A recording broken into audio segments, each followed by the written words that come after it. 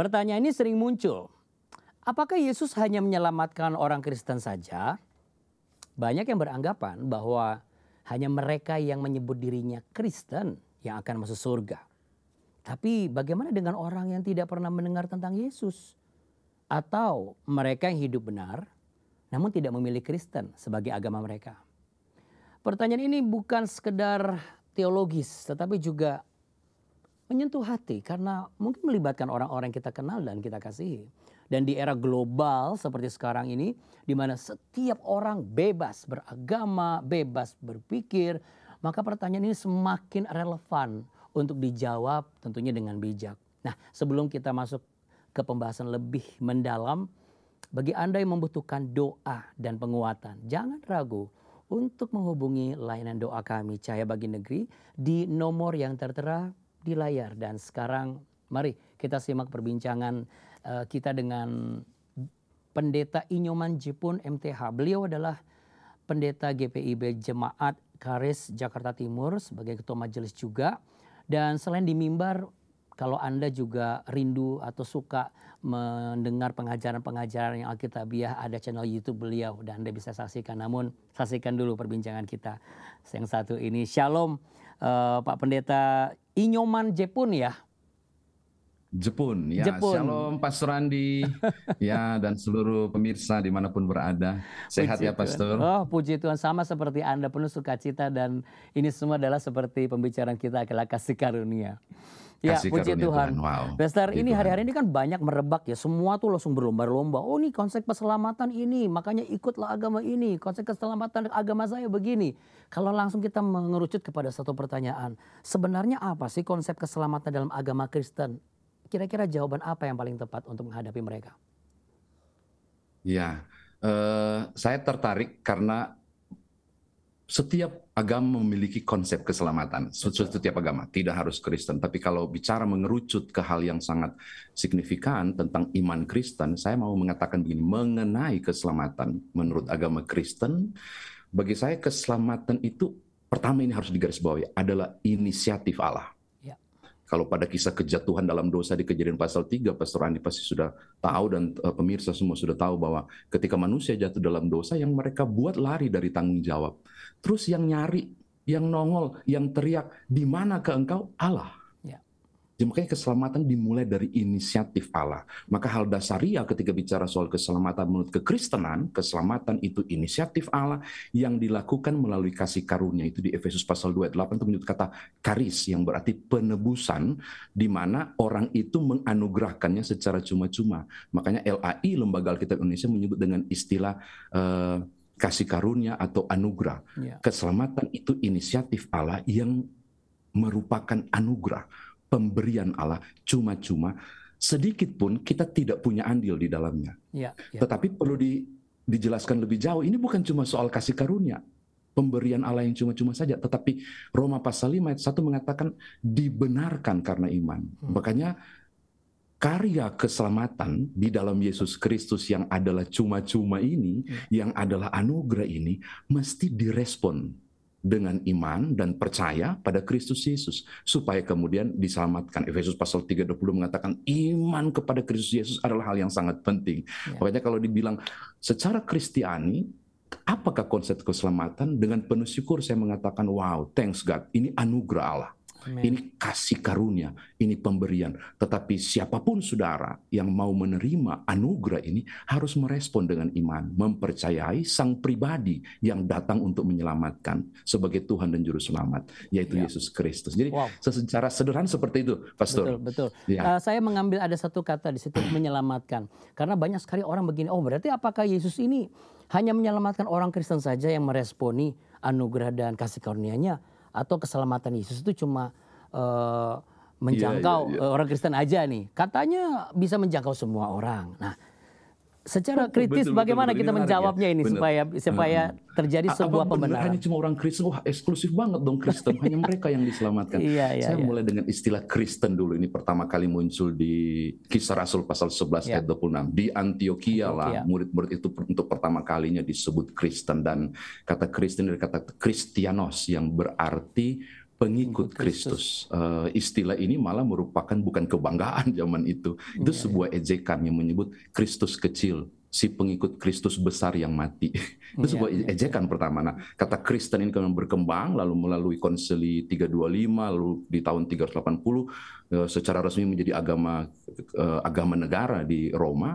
Lalu kemudian istilah agama Kristen mulai muncul sampai saat ini. Saya mau katakan begini, apakah benar keselamatan itu hanya milik orang Kristen dan hanya dianugerahi oleh orang Kristen? Saya mau katakan hal yang pertama dulu. Berita Injil, keselamatan, apakah menjangkau semua orang? Yohanes 3:16 bilang begini, karena begitu besar kasih Allah akan dunia ini, tidak kasih Allah akan orang Kristen. Jadi misi dan karya keselamatan itu diberikan dan dilakukan karya besar itu kepada semua orang, kepada seluruh orang siapapun dia, tanpa label apapun. Siapapun, merdeka, tidak merdeka, Yunani, Yahudi, budak atau hamba, kepada mereka lah berita karya keselamatan itu disampaikan. Tidak heran kalau Kisah Rasul pasal 1 ayat 8 bilang, dari Yerusalem, Yudea, Samaria sampai ke ujung-ujung bumi, karya keselamatan itu diberitakan untuk menjangkau seisi dunia, siapapun mereka. Nah, pertanyaannya, apakah keselamatan itu menjangkau semua orang? Ya. Kembali ke pertanyaan-pertanyaan tadi, pertanyaan pertama tadi, direspon nggak? Supaya setiap orang yang percaya kepadanya, jangan lupa Yohanes 3:16 bilang betul bahwa Yesus datang ke seluruh dunia, tapi ada komanya, supaya setiap orang yang percaya kepadanya. Makanya saya selalu mengatakan, saya percaya Tuhan menganugerahkan keselamatan di dunia ini. Maka saya selalu berharap Tuhan izinkanlah yang lain menerima berita keselamatan itu dan percaya, supaya karya ini jangan sia-sia. Bukan cuma untuk kami, tapi juga untuk mereka. Jadi jawaban bagi saya saudara, ya, untuk semua, tapi kita juga orang percaya harus berupaya supaya mereka juga kenal Tuhan Yesus supaya diselamatkan. Ini sangat jelas. Ini jelas, Pastor. Betul.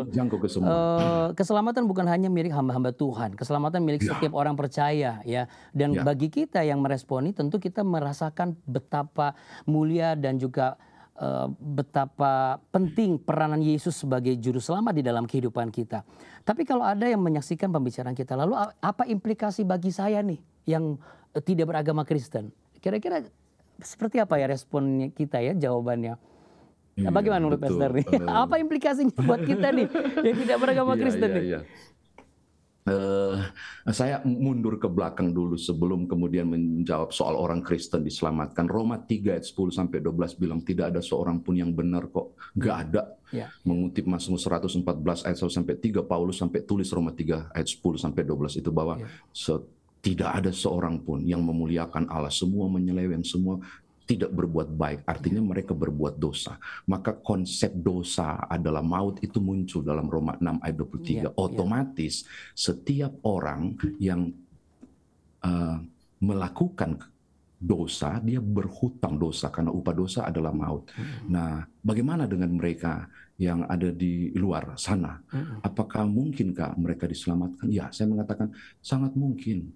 Tapi catatan pentingnya juga bagi kita orang percaya. Orang diselamatkan itu dan menjadi orang benar bukan berarti dia berbuat benar. Saya ulangi, ketika saya berbuat dosa, lalu saya tiba-tiba berhenti berbuat dosa, tidak menjadikan saya orang benar. Saya ulangi, ketika saya berbuat dosa, lalu saya berhenti berbuat dosa, tidak menjadikan saya orang benar. Mengapa? Karena upah dosa adalah maut. Dosa yang saya buat tetap membuat saya orang berdosa, walaupun saya melakukan perbuatan benar. Saya berhutang kepada pastor, lalu saya mengatakan saya sudah berhenti berhutang. Tidak berarti saya hilang hutang saya. Tidak, saya harus melakukan satu hal penting, yaitu membayar hutangku dan berhenti berhutang. Dan untuk hal dosa kita tidak bisa menebusnya. Tidak heran kalau Alkitab mengatakan Yesus Kristus dialah yang oleh darahnya menjadi penebusan akan kita. Maka siapapun yang berbuat dosa hanya bisa disebut orang benar dan tidak berdosa ketika mengalami penebusan. Bukan karena berbuat baik. Kita tidak mungkin menjadi orang benar karena berbuat baik, karena seluruh orang berbuat dosa. Kita butuh dihapusin dosa itu atau ditebus. Yesus Kristus berperan pada posisi itu untuk menebus dosa kita. Implikasinya mau bilang begini, ayo dong, tidak cukup berbuat baik. Tidak cukup, kita butuh penebusan. Dan penebusan itu hanya terjadi oleh Yesus Kristus. Kita perlu percaya dan buat dia menjadi juru selamat kita yang menebus dosa-dosa kita di rentet awal-awal itu. Berarti sebenarnya pada akhirnya at the end of the line sebenarnya adalah kalau engkau ingin mengalami sebuah perubahan hidup, diampuni dosanya dan masuk dan menerima sebagai bagian dari orang-orang yang dikatakan diselamatkan dalam Kristus, memang harus mengakui bahwa penebusan Kristus adalah berkuasa untuk membenarkan kita yang berdosa, karena bukan dari perbuatan baik kita. Itu point of view-nya. Karena seringkali diajarkan berbuat baik, berbuat benar adalah pintu masuk keselamatan. Enggak, kita enggak bisa terus hidup benar. Hari ini saya buat benar, besok saya tidak buat benar. Saya tidak dikategorikan orang benar. Kita butuh pribadi agung yang menghapus semuanya dan menggantikan kita. Dan Alkitab menjelaskan begitu indah. Wow, tidak ada Allah yang serupa Dia, yang mau jadi sama seperti kita dan menanggung semua. Kita butuh terima keselamatan itu melalui Yesus Kristus. Kalau enggak, perbuatan baik kita tidak mengkategorikan kita sebagai orang benar. Tapi Paulus mengajarkan begini, Pastor. Tidak ada keselamatan di luar Kristus. Lalu teman saya bilang, berarti saya ini enggak selamat dong. Berarti saya harus jadi Kristen dong. Lalu saya waktu itu jawab begini, saya tidak pernah memaksakan Anda untuk jadi Kristen. Tetapi jikalau engkau ingin diselamatkan, engkau harus mengakui Yesus sebagai Tuhan dan Juru Selamat. Ya, agama tidak menyelamatkan. Karena nanti istilah Kristianos tadi kan muncul jadi agama negara nanti di 380 kan, Kaisaran Romawi. Jadi yang saya mengatakan bukan agama sebenarnya. Tapi esensi dari keyakinan kita yang diajarkan kekristenan, yaitu sumber keselamatan adalah Yesus Kristus. Engkau harus menerima Dia sebagai Tuhan mau gak mau menuju selamat dan dibaptis di dalam nama Bapa, Putra dan Roh Kudus. Kalaupun memang pada akhirnya ia harus ternyata confirm menjadi seorang Kristen, bukan karena ia menerima agamanya, begitu ya. Karena konsep keselamatan Kristen bukan berporos kepada agama, tetapi berporos kepada konsep penerimaan Kristus sebagai juru selamat dan penebus dosa. Tapi bagaimana dengan konsep keselamatan lain yang saya maksud adalah konsep keselamatan yang di luar dari konsep keselamatan kita? Apakah mereka juga bisa mendapatkan kesempatan untuk mendapatkan anugerah sama seperti kita? Pastor, sebelum ke situ saya mundur dari pernyataan Pastor tadi bahwa benar di dalam Yesus kita diselamatkan dan tidak harus menjadi seorang Kristen untuk diselamatkan. Saya mau beri penjelasan juga di titik itu. Persoalannya di ajaran Kristen lah keselamatan itu diperoleh. Ya, itu maksud saya. Jadi kadang-kadang kan gini ya, kita memberikan jawab bukan berarti kita mau mengkristenkan orang lain. Iya toh. Tetapi memang pada kenyataannya and reality of life, inilah yang terjadi dan inilah yang benar, dan ini kejadiannya bahwa ketika kita menerima Kristus sebagai Tuhan dan Juru Selamat, disitulah kita berkesempatan dan kita bisa dikatakan aku beruntung ya, sampai dikatakan begitu, mengenal Dia karena oleh penebusan di kayu salib gitu. Pengenalan akan Dia terjadi dalam ajaran-ajaran Kristenan dalam Alkitab. Iya, betul. Nah, melanjut ke pertanyaan saya berikutnya, jadi jawabannya apa tuh, Pastor, paling enak ya? Kalau ada yang menanyakan, jadi kalau konsep keselamatan saya bagaimana? Kira-kira apa yang bisa kita berikan jawab? Tanpa bermaksud, saya tidak nyaman kalau bicara tentang agama lain, tapi saya mau bilang begini, ajaran-ajaran lain bicara soal bagaimanakah supaya hidup kekal, ajaran lain bicara soal bagaimanakah supaya berada di jalan yang benar, bagaimanakah supaya kemudian kita beroleh keselamatan itu. Tuhan Yesus mengatakan hal yang sangat luar biasa, dan bagi saya ini poin khusus juga untuk keyakinan kekristenan di Yohanes 14 ayat 6. Ketika orang bicara tentang jalan benar, Yesus mengatakan akulah kebenaran. Ketika orang bicara tentang bagaimana supaya hidup kekal, Tuhan Yesus mengatakan akulah hidup itu. Ketika orang bicara tentang bagaimana supaya dapat menuju sorga, Yesus mengatakan tidak ada seorang pun yang datang kepada Bapa kalau tidak melalui aku. Akulah jalan dan kebenaran dan hidup. Maka ketika orang bertanya kepada saya, terus bagaimana supaya saya diselamatkan? Saya mengatakan, percayalah pada Yesus Kristus. Dia satu-satunya jalan kebenaran, keselamatan dan hidup. Berilah dirimu dibaptis. Enggak rugi. Keselamatan itu adalah anugerah di dalam Yesus Kristus. Amin. Pastor, kalau kita lihat dunia sekarang, saya bicara-bicara dengan teman-teman beberapa hal, ada mereka mengatakan ini seperti di Galatia ya, bagaimana yang satu mengatakan yang penting iman yang berperan, perbuatan tidak terlalu penting. Tetapi sebenarnya kan tanpa perbuatan, kalau perbuatannya jahat, bagaimana iman itu bagus?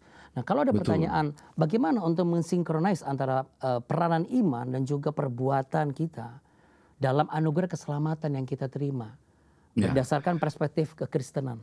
Dalam Yakobus pasal 2 ayat 18 itu menggelitik banget ketika terjadi dialog antara Yakobus melalui surat dengan umat yang dia layani.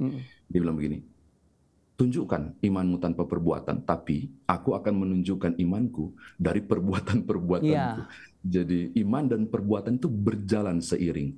Kita yang ditebus, kita yang diselamatkan, kita yang percaya dan beriman kepada Yesus Kristus, maka iman pada Yesus Kristus itu nyata dan terlihat nyata dari buah yang nyata. Apa itu? Perbuatan-perbuatan imani.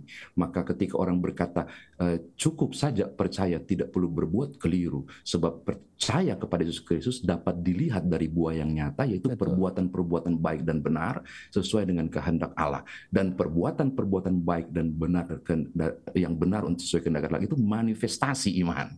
Makanya orang mengatakan iman dan perbuatan dipisahkan tidak bisa, itu harus. Lalu saya terkejut membaca berulang-ulang terngiang terus Matius pasal 7 ayat 21 sampai 23 itu. Itu ayat dan yang mengerikan untuk setiap pelayan Tuhan hari-hari ini. Menampar saya bolak-balik yang naik turun mimbar memberitakan firman. Bukan orang yang berseru-seru Tuhan, Tuhan. Saya dong itu gitu kan. Tetapi mereka yang melakukan kehendak Bapakku, seakan mau mengingatkan kepada kita standar kerajaan sorga itu sangat tinggi. Tinggi banget sampai bilang masuklah di pintu yang sesak itu. Bahwa iman tidak cukup, engkau harus mengimplementasikan keyakinan percayamu itu melalui perbuatan yang nyata. Bagaimana mungkin aku mengalami hidup baru karena percaya pada Yesus Kristus, tapi perbuatan imanku tidak dibaharui. Kan itu tidak sinkron. Jadi saya setuju Pastor, penting sekali untuk melekatkan iman dengan perbuatan-perbuatan kita yang nyata. Saya tertarik dengan kata penting sekali. Jadi ingat anak-anak saya nih, Pastor. Anak-anak saya kan salah satu bagian dari generation sekarang ya, Gen Z ya, kemudian Gen Alpha. Saya bersyukur anak-anak saya adalah bagian dari anak-anak yang memang kuat dalam konsep keselamatan. Tetapi kalau kita melihat adanya podcast, adanya TikTok dan juga hal yang lainnya, di mana ada begitu banyak orang memasukkan tiba-tiba menjadi pengkhotbah, entah tiba-tiba kejadian ataupun keluaran, saya tidak tahu, ya, tanpa menginikan mereka. Tetapi yang menjadi concern saya adalah bagaimana dengan nasib keluarga Kristen di masa-masa mendatang. Seharusnya peran gereja ini kan sebenarnya memegang peranan penting dalam memperkuat konsep keselamatan yang benar dan alkitabiah, supaya umat Kristen yang menyambut masa depan ini, mereka bukan umat Kristen yang hanya sekedar menjadi Kristen dan juga memberikan persembahan berpuluhan, kira-kira demikian. Tetapi mereka paham betul bagaimana salib Kristus itu berperan dalam keselamatan yang mereka terima sebagai anugerah. Tapi bagaimana supaya ini bisa diadopsi dan dimengerti supaya teraplikasi dan terimplementasi seperti yang Anda sampaikan di generasi-generasi sekarang yang notabene mereka tanpa nanya ke orang tua dan hamba Tuhan, mereka udah dapat hamba Tuhan lain, kira-kira demikian. Apa yang menjadi saran Pastor? Silakan. Ya, Pastor tidak bermaksud menjustifikasi dalam nama Tuhan Yesus ini dalam rangka sharing.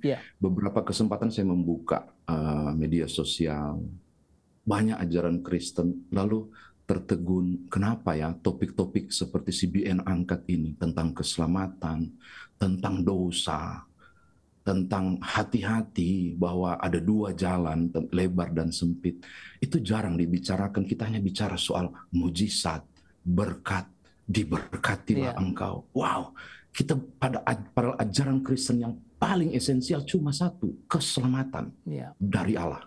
Dan berita ini mesti menjadi berita penting untuk disampaikan. Saya pemerhati pelayanan ministry, Pastor. Saya punya radio pribadi Kristen rohani 24 jam itu dengan khotbah saya, podcast ada di Spotify dan seterusnya, cuma untuk mengatakan tertarik karena waktu kami di GPIB, Departemen PPS di BPK menyelenggarakan kegiatan konverdal, itu ada satu hal yang menarik dari salah satu pastor yang berkecimpung di digital ministry, dia mengatakan gereja lupa bahwa jumlah terbesar orang percaya yang mendengar firman bukan di dalam gedung, tetapi di dunia maya, di dunia digital. Gereja harus segera bangkit untuk terlibat juga menjadi terang di wilayah-wilayah digital seperti ini. Perbanyak berbagai ajaran-ajaran Alkitabiah di wilayah-wilayah itu, supaya ketika generasi Z masuk dan seterusnya, mereka terimbangi dengan ajaran-ajaran yang benar secara Alkitabiah. Kapan hari saya lihat CBN mengundang salah ibu pendeta, siapa nih yang di sarapan pagi Biblika? Ibu Rita.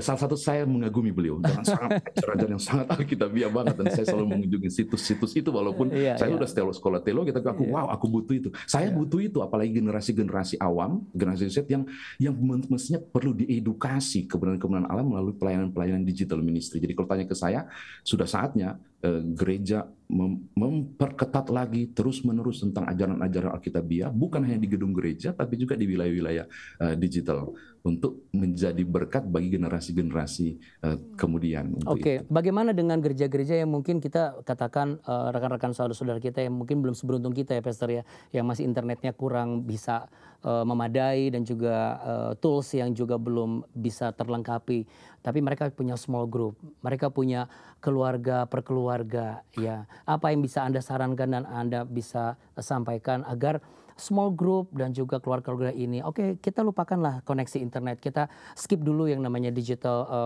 pelayanan digital karena mereka belum punya alat-alatnya, belum memadai, tetapi mereka sebenarnya punya kapasitas nih berperan untuk memelihara dan juga menanamkan konsep keselamatan dalam pengajaran yang Alkitabiah yang dapat diaplikasikan kehidupan sehari-hari, supaya kita tidak hanya terfokus kepada kasih karunia, terfokus kepada berkat, terfokus kepada mujizat kesembuhan dan lain sebagainya, bahwa ini ada satu pondasi yang penting.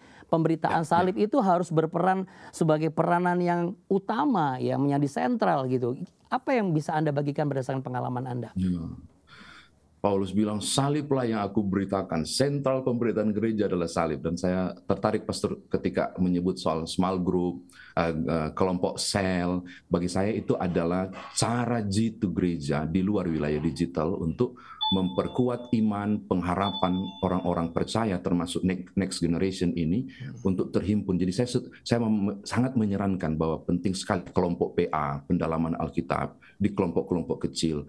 Bukan saja untuk memberitakan firman atau menggali kebenaran, tapi juga cara sharing and caring sesama orang percaya. Kita nggak tahu loh, ada sesuatu yang dia gumuli, menggoyahkan iman. Dengan small group seperti ini, ada apa? Itu bentuk kepedulian, menopang, lalu kemudian memasukkan firman di tiap narasi perkataan topangan itu. Anak-anak muda atau siapapun kelompok kecil semakin terbangun. Saya sangat setuju dan ingin menyarankan melalui media ini, ayo dong bangun kelompok-kelompok kecil yang kelak dalam nama Tuhan Yesus menjadi besar untuk kemuliaan Allah. Bagi banyak orang yang membutuhkan cinta kasih. Kelompok kecil justru mampu lebih menjangkau hal yang lebih esensial, bukan cuma soal jumlahnya sedikit, tapi kualitasnya pasti masuk dengan kelompok kecil berdiskusi seperti itu. Ya, perlu ada. Pastor, perlu ada itu di gereja-gereja. Pastor, power statement Anda supaya setiap yang melihat dan mendengar dan menyaksikan pembicaraan kita tertrigger untuk menjadi pembawa kabar keselamatan, bahwa menyatakan bahwa keselamatan ini memang konsepnya adalah seperti ini. Ya, silakan Pastor, your power statement. Saya mau katakan begini, jika Tuhan menginginimu, Dia akan menginginimu dengan sangat. Amin. Tidak ada tempat untuk sembunyi atau jalan untuk berlari. Sebab kalau Tuhan menginginimu, Dia akan mengingini dengan sangat. Satu hal yang Tuhan ingini kepada setiap orang, untuk jadi kawan sekerjanya, memperluas berita keselamatan ini, supaya dunia dan tiap telinga mendengar, lalu tiap lutut bisa bertelut dan mengaku Yesus Kristus Tuhan dan Juru Selamat. Engkau tidak salah pilih dan tidak kebetulan dimanapun saudara berada untuk bisa jadi saksi Kristus, supaya makin banyak orang percaya dan mengagungkan Dia sebagai Tuhan dan Juru Selamat. Ayo berkarya, ayo jadi kawan sekerja Allah untuk kemuliaan Tuhan. Iya. Tuhan berkati. Puji Tuhan. Pendeta Inyoman Jepun, MTH, Pendeta GPIB Jemaat Charis Jakarta Timur, doa kami Anda tetap sehat, semangat, Amin. sukses Puji untuk Tuhan. semua pelayanan Anda baik di digital maupun di khotbah-khotbah mimbar. Salam hangat untuk semua sidang jemaat di sana. Tuhan Yesus memberkati. Nanti kita undang kembali ya, Pastor. Pastor, terima kasih. Sehat, Tuhan berkati. Ya, shalom. Shalom. Pertanyaan tentang keselamatan adalah pertanyaan yang mendalam, tetapi juga penuh harapan. Di dalam Yesus, keselamatan dibuka bagi siapa saja, setiap orang yang mau percaya, tanpa memandang latar belakangnya, sara ataupun status sosial. Yesus Kristus tidak hanya menyelamatkan 1-2 golongan, tetapi panggilan ini, anugerahnya ditujukan untuk setiap orang, agar setiap orang mau datang kepadanya. Dan mereka yang datang kepadanya menerima anugerah hidup yang kekal. Lalu apa yang bisa Anda lakukan sebagai orang tua Kristen? Karena kita punya tanggung jawab untuk anak-anak kita. Inilah saatnya untuk Anda mulai membuka dialog, bertanya sebagaimana dan sejauh mana pengetahuan mereka tentang konsep keselamatan dalam Kristus. Dan ketika mereka sedikit ragu, jangan menghakimi mereka, tetapi dengarlah dengan kasih dan tuntun dan bina mereka dalam pengetahuan firman Tuhan yang benar. Kalau Anda dan keluarga Anda hobi menonton video, tidak ada salahnya. Perbanyak perbekalan video-video teologi pengajaran dan juga apologetika bersama hamba-hamba Tuhan yang berdasarkan Alkitab dan tidak melencengkan nilai Alkitab itu sendiri. Diskusikan bersama semua anggota keluarga Anda. Itulah cara bagaimana kita menunjukkan kepedulian kita, menunjukkan bentuk kasih Kristus lewat apa yang kita lakukan, lewat hidup Anda. Supaya apa? Supaya mereka melihat Injil di dalam tindakan dan juga perbuatan kita. Dan yang paling penting sebagaimana Pastor Nyoman tadi sampaikan, kita harus dan wajib berdoa. Bukan hanya untuk tentang kehidupan kita saja. Bukan hanya untuk tentang orang-orang yang kita kasihi saja. Tetapi bagi mereka yang mungkin kita tidak kenal. Tetapi biarlah kita memiliki belas kasih bahwa mereka juga memerlukan keselamatan. Mereka memerlukan Kristus Yesus sebagai juru selamat di dalam kehidupan mereka. Sama sebagaimana kita bersyukur beruntung mengenal Yesus. Mereka pun juga berhak untuk merasakan rasa syukur dan menerima Yesus sebagai Tuhan dan Juru Selamat.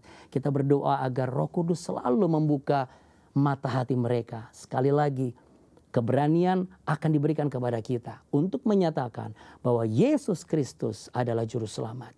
Satu-satunya jalan keselamatan yang diberikan bagi semua orang yang mau percaya dan meresponi keselamatan yang dianugerahkan. Evelyn, gadis kecil yang sudah mengenal kasih dan mempraktekannya. Luar biasa. Tapi kenapa orang tua dan gurunya justru masih khawatir dengan apa yang dilakukannya? Apa yang dilakukan? Berikut kisahnya. Halo, nama aku Evelyn, umur aku 5 tahun. Anaknya ceria, sama siapa aja. Berteman, bagus, suka membagi, bahkan makanan yang dibawanya pun dibagi ke temannya. Itu Evelyn.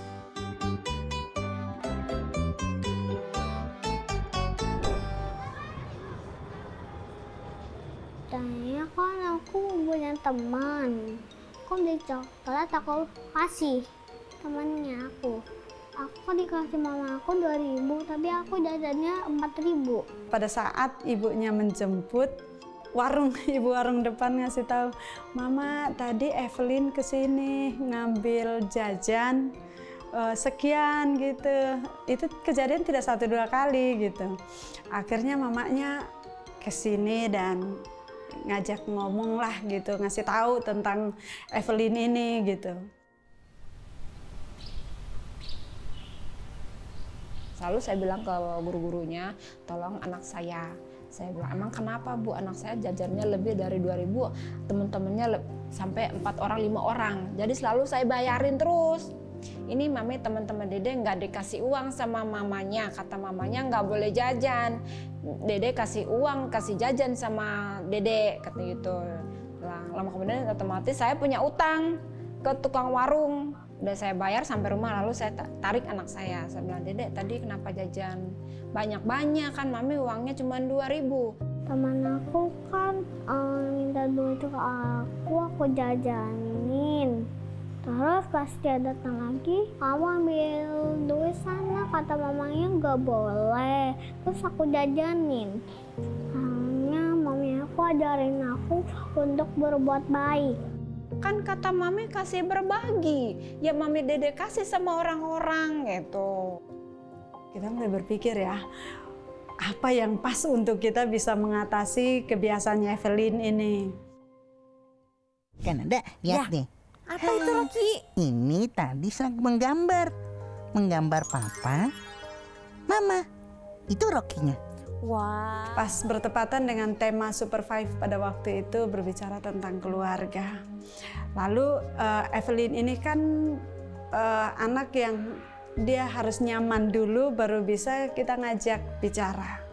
Lalu pada saat itu saya lakukan pendekatan dengan Evelyn ini melalui bermain sambil kita bercerita tentang saya tidak langsung ke masalah utamanya dia, takutnya kan dia trauma dan nggak mau balik lagi ke sekolah gitu. Jadi saya ajak dia bermain, lalu saya sampaikan, Evelyn sayang sama mama, sayang sama bapak, sayang. Evelyn suka jajan di warung ya? Iya, aku suka jajan, aku bagi teman gitu. Tapi nanti mama aku bayar. Lalu di situ masuklah saya untuk membawa dia bahwa itu tidak baik. Evelyn kalau sayang sama mama, berarti Evelyn harus stop ya, jangan lagi ngambil di warung tanpa mama tahu gitu.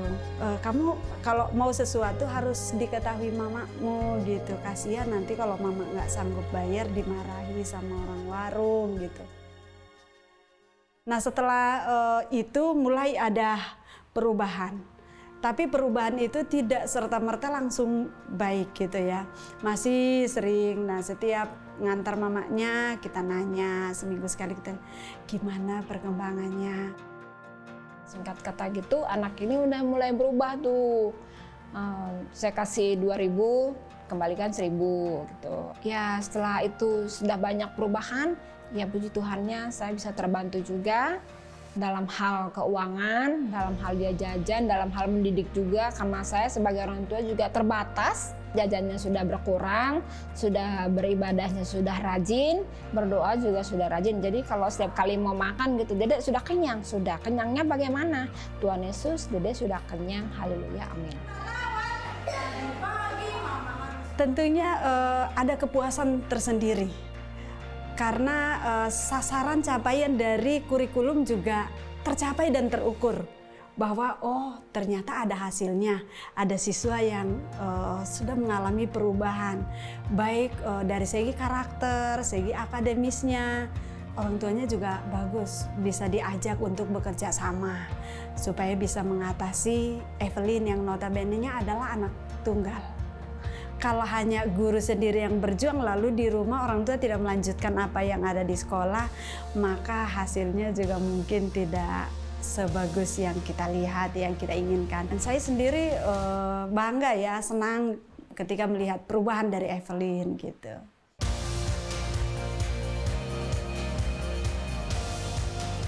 Rata-rata siswa yang kita jangkau adalah siswa yang kelas ekonominya menengah ke bawah.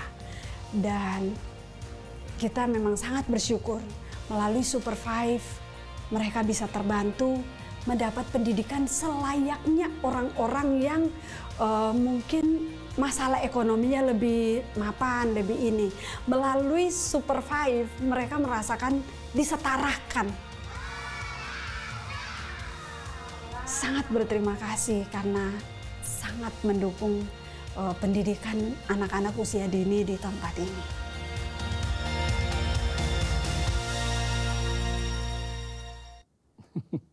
Ya, program Super 5 dirancang untuk mendukung memuridkan anak usia dini dan keluarganya. Anda pun bisa turut ambil bagian dan bergandengan tangan bersama kami untuk melakukan program pemuritan ini. Dan juga tentunya berbagai pelayanan kemanusiaan CBN Indonesia lainnya. Marilah bergabung bersama kami menjadi mitra CBN.